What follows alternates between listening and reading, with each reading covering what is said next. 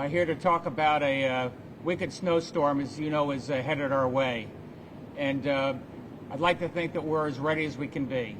Hope for the best and prepare for the worst. I know that occasionally you think that the meteorologists are crying wolf, but I've been talking to FEMA, I've been talking to my fellow governors. I'm here with James Ravella, Public Safety, Joe Giletti, DOT, Transportation. They've been talking to their counterparts. We're ready for what could be a really rough storm. And I really got to hand it to these guys right here. They're the ones doing all the incredible work. We've got 600 plus snow plows going to be out in the street. These guys say they can go for 17 hours. Are you sure? Ready to go and do what we can. A couple of things you ought to know about. One, as of 6 a.m.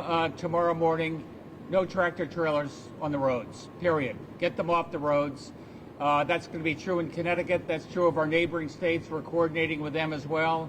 I think you know the reason why. We've got to be able to get the snow plows through. They don't need anybody slowing things up. We ought to also have to be able to get emergency vehicles wherever they've got to go. It's an interesting storm. You know, as I've learned about it, it's going to be heavy in places, 1 to 2 feet. Just as important is how heavy the snow is. You know, light and fluffy snow is nice for skiers, and it's better on the power lines. But a lot of this is going to be wetter snow, especially along the coastline, especially in southeast and southwest Connecticut. You know, there I can tell you that Eversource has 600 crews ready to go. They brought down spare folks from Canada as well, making sure that we're prepared for the worst. They have another 300 tree teams ready to be able to clear there as well, and to make sure we're prepared. It's the heavier, wetter snow that we're the most worried about right now, and what that can mean in terms of the power lines. Thankfully, there are no leaves on the trees, so that gives us a little bit of extra capacity and space. If you're worried, you can go to eversource.com. You can find out what the latest is there. Go to 211, dial 211. We have people at the EOC, the Emergency Operations Center, ready to, as best we can, to answer your questions. Easier to do it online. And Joe Giletti, what do we call when we got to find out what's going on in the transportation? cttravelsmart.org. cttravelsmart.org. You can get cameras. You can see what's going on the roads. You want to know what? Don't go on the roads. Stay home tomorrow. You know, get your iPhone powered up. Go get yourself some Campbell's soup. Find an elderly neighbor that you probably ought to be touching base with, but stay at home. Give these guys a chance to do the work, and then we'll be okay. Thank you. Joe, would you like to say something? Yeah, few reminders, okay? We've been in contact with all of our neighboring states.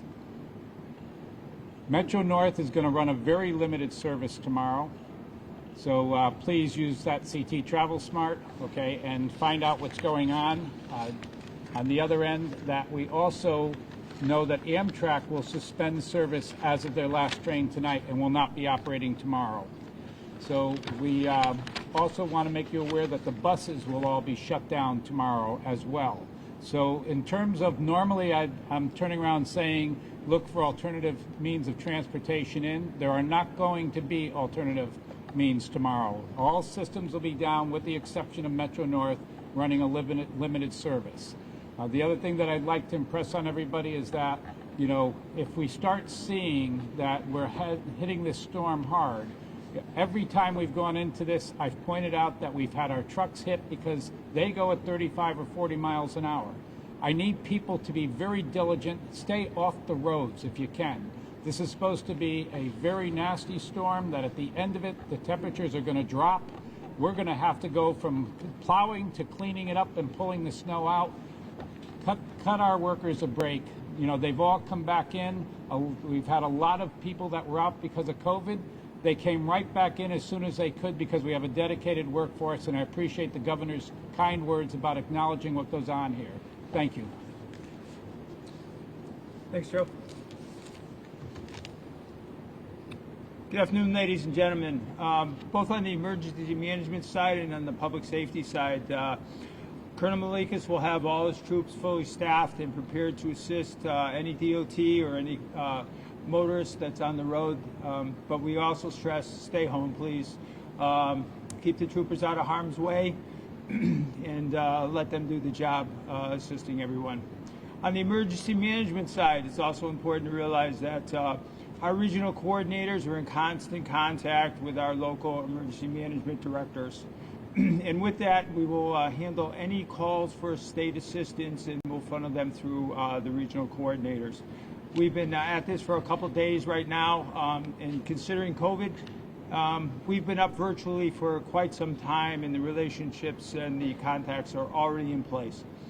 Our National Guard partners are also in place to assist if needed. And as far as the emergency management side goes, the EOC will be open on a limited basis tomorrow. It will be more virtual, but will be available to field any requests for assistance. So thank you very much.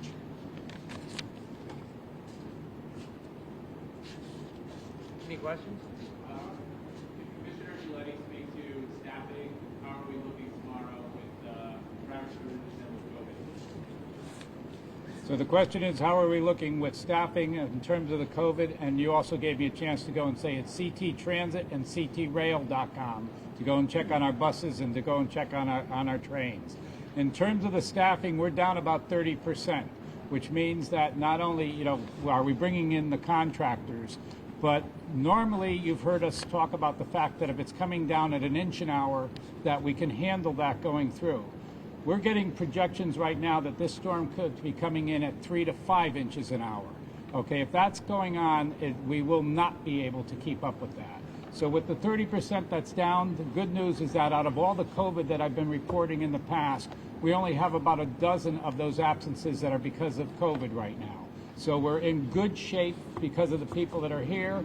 But I've told you before, it also depends on the length of the storm, because these people have to keep circling and going back out on the routes. So that's what we're looking at, is how we're going to be able to handle that.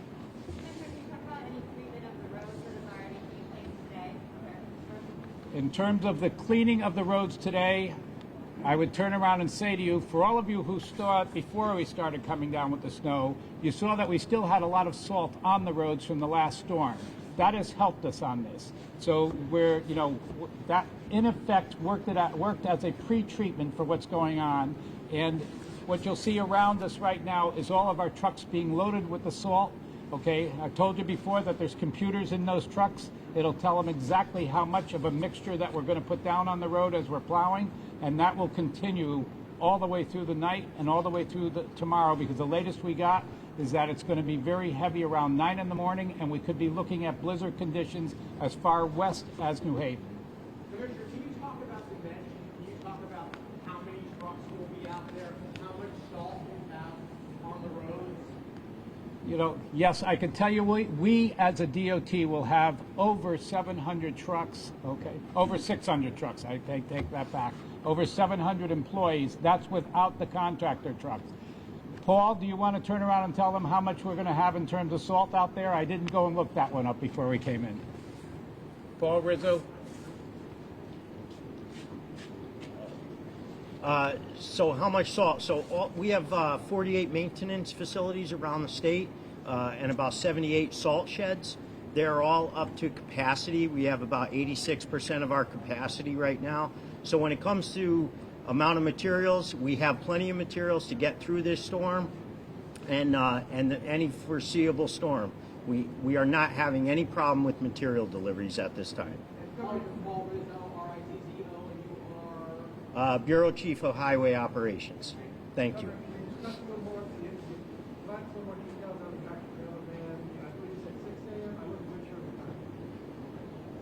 100,000 tons of salt, by the way. That's a lot of salt in preparation. The tractor trailer ban, Paul, we've been coordinating with our neighboring governors. We've been making an announcement today. As of 6 a.m. tomorrow, no tractor trailers on any of the major roads, period. Stay home. I've certainly talked to Rhode Island and Massachusetts. Anybody else? You want to do it? Go ahead. No, Jim, go ahead. Emergency management, Paul, has talked to different states, predominantly Massachusetts and Rhode Island will be probably hit harder than us that are all planning different processes as they move. Rhode Island will probably talk about a truck ban very soon. And will you have extra troopers on the road? I screened earlier, so maybe you mentioned that. Will be extra troopers on the road? There'll be plenty of troopers on the road. All the barracks will be fully staffed. Well, Do you foresee other travel advisories being possible given the conditions and the staffing shortage beyond the Tractor Trailer Truck ban? We're going to wait and see the severity of the storm. There's always a possibility that cars we keep off the roads as well. Right now, I just implore people to use their common sense and stay off the roads. What about the airport? The airport. You have that? Either you, airport? Yep.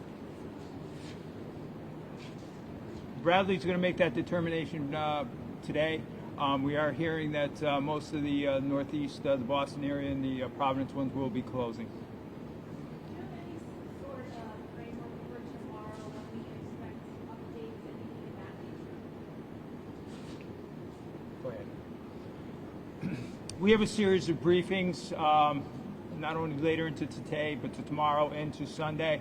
Those briefings consist of not only our regional coordinators with our local EMDs, but they'll also be with the governor and the leadership staff, and particular bigger departments, state departments that might be affected. And are those going to be just for that management team, or will you be doing something else? These will be planned for some time tomorrow, but we don't have the cadence yet.